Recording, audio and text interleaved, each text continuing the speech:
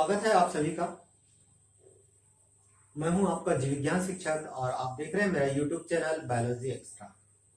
हम बात कर रहे थे किंगडम प्रोटिस्टा की, और किंगडम प्रोटिस्टा के फर्स्ट पार्ट में हमने जनरल कैरेक्टर्स पर चर्चा की थी। आज हम इन्हीं जनरल कैरेक्टर्स में से एक कैरेक्टर्स को उठाते हैं और उस पर अध्ययन करते हैं, उसके बारे में जानते हैं। और वह संरचना है वेजिटेटिव संरचना, वेजिटेटिव स्ट्रक्चर। अगर हमने क्या पढ़ा है और क्या होते हैं फंजाई, इस पर बात करें तो हमने पढ़ा है कि जो फंजाई हैं, फंजाई कैसे होते हैं? यूकेरियोटिक मल्टीसेलुलर एनिमल होते हैं। ठीक है ना? कैसे होते हैं भाई? यूकेरियोटिक होने के साथ साथ ये मल्टीसेलुलर एनिमल होते हैं। हालांकि इसके कुछ अपवाद भी हैं, जैसे कि ईस्ट, सैक्रोमाइसिस आदि। नियमानुसार तो ईस्ट को जो है वो किंगडम प्रोटिस्टा में शामिल होना चाहिए था, लेकिन ईस्ट को किंगडम फंजाई में शामिल किया गया है। तो अगर हम इसके यूकेरियोटिक संरचना की बात करें, यूकेरियोटिक मल्टीसेलुलर संरचना की बात करें, तो हमको मालूम है कि यूकेरियोटिक संरचना का मतलब होता है कि ऐसी कोशिका जिसमें सुसंगठित केंद्रक पाया जाता है। ठीक है? और मल्टीसेलुलर का मतलब होता है कि ऐसे जीव जिनका शरीर बहुत सारी कोशिकाओं से मिलकर बना होता है, और इन्हीं लक्षणों से युक्त फंजाई के मेंबर्स होते हैं। फंजाई का जो पूरी की पूरी होल बॉडी होती है, उस होल बॉडी को थैलस कहा जाता है। क्या कहा जाता है भाई? थैलस कहा जाता है। देखने में तो ये प्लांट के लाइक दिखाई देते हैं, पौधों के समान दिखाई देते हैं, लेकिन इनमें वास्तविक जड़, तना और पत्तियों का अभाव होता है। जब ऐसे जीव जिनमें वास्तविक जड़, तना तथा पत्तियों का अभाव होता है और जो प्लांट लाइक होते हैं, इनकी बॉडी को थैलस कहा जाता है। और ये सारी की सारी जो संरचना है वो किंगडम फंजाई के मेंबर्स में पाई जाती है। तो कहने का मतलब क्या हो? कहने का मतलब ये हुआ कि जो फंजाई है, फंजाई में के सदस्यों में प्लांट की तरह जड़, तना और पत्तियां नहीं पाई जाती हैं, तो इनकी जो बॉडी है वो क्या कहलाती है? थैलस कहलाती है। अगर हम प्लांट की बॉडी की बात करते हैं तो इनका जो थैलस होता है, ये थैलस दो प्रकार से हो सकता है। दो प्रकार से कौन कौन सा हो सकता है भाई? या तो हो सकता है यूनिसेलुलर हो, एक कोशिकीय हो, और दूसरा हो सकता है फिलामेंटस या तंतुवत। अब दोनों के बीच में क्या डिफरेंस है, इसको थोड़ा सा पहले क्लियर कर ले। यहाँ पर यूनिसेलुलर से मतलब ये है, क्योंकि चूंकि हमने अभी थोड़ी देर पहले पढ़ा है कि एक्सेप्शन के रूप में क्या पाया जाता है? ईस्ट और सैक्रोमाइसिस के सदस्य पाए जाते हैं। ठीक है? तो इनकी जो बॉडी चूंकि यूनिसेलुलर होती है, इस कारण से यहां पर दिया गया है कि इनका जो थैलस है वो कैसा होगा? यूनिसेलुलर भी हो सकता है। ठीक है? अब यूनिसेलुलर अगर थैलस है तो इस पर हम बात करें तो ये यूनिसेलुलर थैलस दो प्रकार से हो सकते हैं, होलोकार्पिक और यूकार्पिक। होलोकार्पिक से मतलब क्या है, जरा देखिए।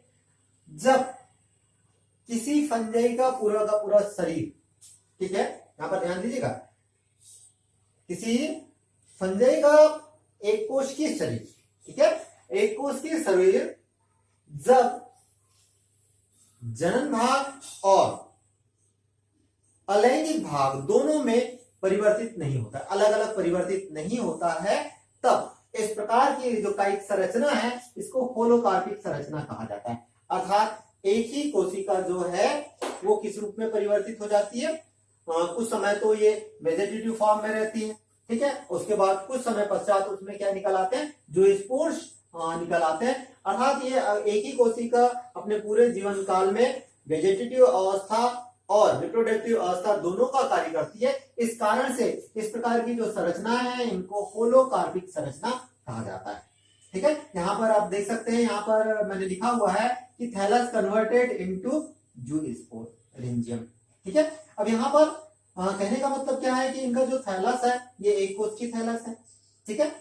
एक कोश की थैलस है और जनन प्रावस्था में परिवर्तित नहीं है, लेकिन जब रिप्रोडक्टिव पीरियड आ जाते हैं तब ऐसी अवस्था में यहाँ पर स्पोर्स का फॉर्मेशन होता है और स्पोर्स के माध्यम से ये प्रजनन करना शुरू कर देता है। तो इस प्रकार की जो संरचनाएं होती है, इस प्रकार का जो थैलस होता है, इस थैलस को कहा जाता है होलोकार्पिक थैलस। ठीक है? या यहाँ पर मैंने लिख के रखा है कि ऐसे थैलस जिसमें कायिक अवस्था, जनन अवस्था अलग अलग नहीं होती है।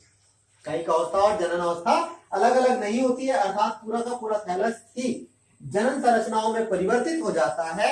ऐसे थैलस को होलोकार्पिक थैलस कहा जाता है। ठीक है? चलिए अब हम बात करते हैं यूकार्पिक थैलस की बात करते हैं। ठीक है। ऐसा थैलस जिसमें कायिक अवस्था और जनन अवस्था एक साथ पाई जाती है, कायिक अवस्था और जनन अवस्था एक साथ पाई जाती है, ऐसे थैलस को यूकार्पिक थैलस कहा जाता है। अब अगर आप इस पूरे स्ट्रक्चर को देखें तो यहाँ पर आप देख रहे हैं कि ये जो थैलस है, ये थैलस इसका जो ऊपरी जो पार्ट है वो रिप्रोडक्टिव पार्ट को शो कर रहा है, जबकि जो निचला जो पार्ट है वो वेजिटेटिव पार्ट को शो कर रहा है। अर्थात एक ही थैलस के अंदर रिप्रोडक्टिव पार्ट और वेजिटेटिव पार्ट दोनों आ गए हैं। तब इस प्रकार का जो थैलस है वो क्या कहलाएगा, यूकार्पिक थैलस कहलाता है। अर्थात यहाँ पर हमने क्या लिखा हुआ है कि कायिक अवस्था तथा जनन अवस्था जब एक साथ होती है तब इस प्रकार के थैलस को यूकार्पिक थैलस कहा जाता है। ठीक है, समझ में आ गया होगा आप लोगों को। अब देखिए, ये जो यूकार्पिक थैलस होता है ये दो प्रकार से हो सकता है। दो प्रकार से कैसे हो सकता है भाई, मोनोसेंट्रिक थैलस और पॉलीसेंट्रिक थैलस। मोनोसेंट्रिक थैलस और पॉलीसेंट्रिक थैलस दोनों में डिफरेंस की अगर बात करें तो ऐसा यूकार्पिक थैलस जिनमें केवल एक स्पोरेंजियम पाया जाता है, जिनमें केवल एक स्पोरेंजियम पाया जाता है, ऐसे थैलस को मोनोसेंट्रिक थैलस कहा जाता है। जबकि ऐसा यहाँ पर आप देख सकते हैं, यहाँ पर केवल एक सिंगल जो है स्पोरेंजियम है। लेकिन आप दूसरे तरफ देखें तो यहाँ पर ये एक से ज्यादा स्पोरेंजियम है। जब एक स्पोरेंजियम होगा तो क्या कहलाएगा, मोनोसेंट्रिक थैलस कहलाएगा। एक से ज्यादा स्पोरेंजियम उपस्थित होंगे तब ऐसी अवस्था में ये क्या कहलाएंगे, पॉलीसेंट्रिक थैलस कहलाएंगे। अब यहाँ पर एक बात और ध्यान दे दीजिए कि मोनोसेंट्रिक जो थैलस होते हैं ये दो तरह से होते हैं, इंडोबायोटिक और एपीबायोटिक। ठीक है, इंडोबायोटिक और एपीबायोटिक। तो इस प्रकार से हमने क्या देखा कि ऐसे फंजाई जो यूनिसेलुलर होते हैं उनमें होलोकार्पिक और यूकार्पिक दो प्रकार के थैलस पाए जाते हैं। तो अभी हमने देखा कि ऐसे फंजाई जो यूनिसेलुलर होते हैं, ठीक है, यूनिसेलुलर होते हैं, उनके थैलस किस प्रकार से होता है। अब हम बात करते हैं कि ऐसे फंजाई जो मल्टीसेलुलर होते हैं, ठीक है, बहुकोशिकीय होते हैं, यूकेरियोटिक होते हैं, तो उनका थैलस कैसे होता है। देखिए, इस प्रकार के जो फंजाई होते हैं उनका पूरी होल बॉडी जो है लंबे पतले धागेनुमा तंतुओं से मिलकर बनी होती है और इन तंतुओं को हाइफी कहा जाता है। ये इस प्रकार से ये लंबे पतले धागेनुमा तंतुओं से मिलकर बनी होती है और ये तंतु क्या कहलाते हैं, हाइफी कहलाते हैं। जब ये तंतु आपस में गुथ जाते हैं, ठीक है, आपस में कैसे जाते हैं, गुथ जाते हैं, आपस में जाल बना लेते हैं, तब इन तंतुओं को क्या कहते हैं, कवक जाल कहा जाता है। भाई सीधी सी बात है कि ये तंतु कैसे है, लंबे पतले धागेनुमा है और इन धागेनुमा तंतुओं को क्या कहा जा रहा है, कवक तंतु या हाइफी कहा जाता है। जो आपस में घुस जाते हैं, आपस में जाल बना देते हैं, तब इस जाल को कहा जाता है माइसीलम। और यही माइसीलम जो है वो क्या कहलाता है, थैलस कहलाता है। ठीक है, अगर हम इस थैलस की बात करें तो ये थैलस दो प्रकार से हो सकते हैं, सेप्टेड और नॉन सेप्टेड। ठीक है, सबसे पहले हम बात करते हैं नॉन सेप्टेड थैलस की। नॉन सेप्टेड थैलस से तात्पर्य है कि ऐसे थैलस जिनमें बीच में अनुप्रस्थ पट्टी नहीं पाई जाती, ठीक है, ट्रांसवर्स सेप्टा नहीं पाया जाता, और ट्रांसवर्स सेप्टा ना पाए जाने की वजह से ये पूरी तरह से इनका जो प्रोटोप्लाज्म है वो एक समान दिखाई देता है। ठीक है, प्रोटोप्लाज्म एक समान दिखाई देता है और इसमें फिर बहुत सारे केंद्रक दिखाई देते हैं, अर्थात ये कैसे होते हैं, सिनोसाइटिक संरचना के रूप में दिखाई देती है। तो क्या समझ में आया भाई, हमको ये समझ में आया है कि ऐसे थैलस, ऐसे मल्टीसेलुलर फंजाई जिनके कवक तंतु में सेप्टा नहीं पाया जाता है, नॉन सेप्टेड कहलाते हैं। ठीक है, जैसे कि म्यूकर हो गया, राइजोपस हो गया आदि।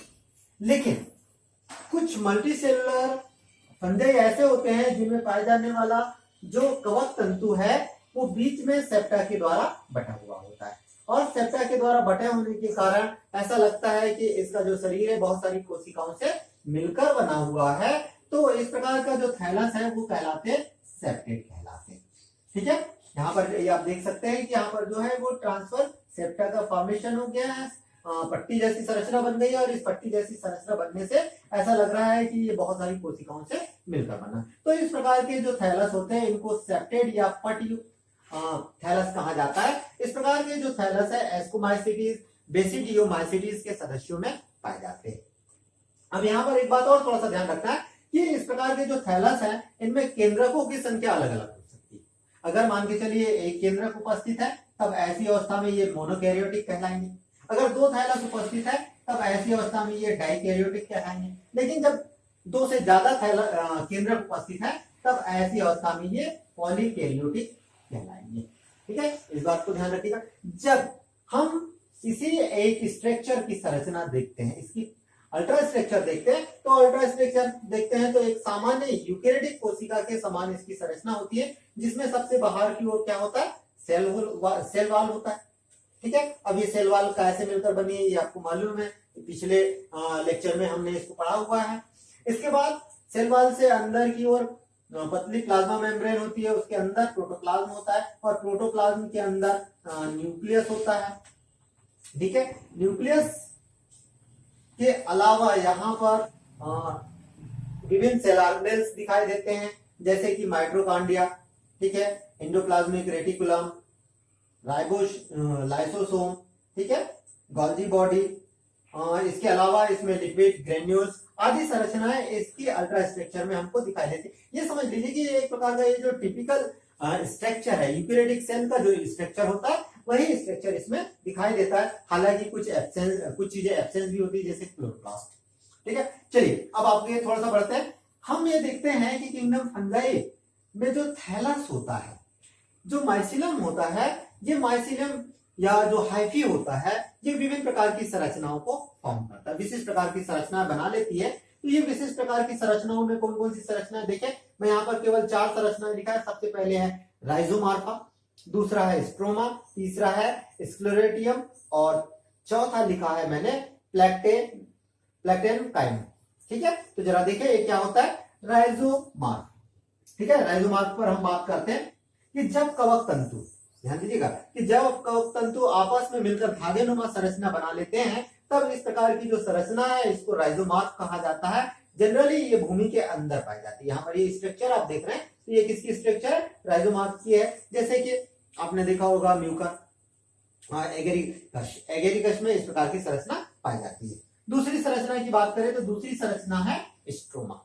स्ट्रोमा क्या होता है कि जब कवक तंतु फूल जाता है और फूल कर जो है गद्देदार संरचना का फॉर्मेशन करता है, फलन के समान संरचना का फॉर्मेशन करते, गधा के आकार की संरचना का फॉर्मेशन करता है, तब इस संरचना को कहा जाता है स्ट्रोमा। अब ये स्ट्रक्चर देख सकते हैं। तीसरी संरचना देखिए स्क्लेरोसियम में देखिए कि यहाँ पटयुक्त कवक तंतुओं द्वारा निर्मित संरचना है। यहाँ क्या बताया गया कि यहाँ पटयुक्त कवक तंतुओं के द्वारा निर्मित संरचना है जो लंबी गोलाकार या गद्देदार संरचना के रूप में पाई जाती है। ये स्ट्रक्चर आप इसको देख सकते हैं इस प्रकार से। इसके बाद प्लैक्टेनकाइम की बात करें तो जब कवक तंतु आपस में उलझकर, आपस में गुथ कर ढीले रूप में व्यवस्थित हो जाते हैं तो ये 2 प्रकार की संरचनाओं को बनाते हैं। और ये 2 प्रकार की संरचनाएं जो है, एक तो होगी प्रोसेनकाइम और दूसरी हो जाती है स्यूडो प्रोसेनकाइम। ठीक है, तो इस प्रकार से हमने देखा कि जो कवक होते हैं, कवक की संरचना किस प्रकार से होती है। मल्टीसेलुलर जो फंजाई है उनकी संरचना बहुत ही सिंपल होती है और इसकी जो संरचनात्मक इकाई है वो क्या होती है, हाइफी होती है। तो उम्मीद करूंगा दोस्तों यह वीडियो आपको पसंद आया होगा। अगर यह वीडियो पसंद आया तो इसे लाइक जरूर करें। फिर मिलते हैं एक नए टॉपिक के साथ, एक नए वीडियो के साथ। तब तक के लिए नमस्कार।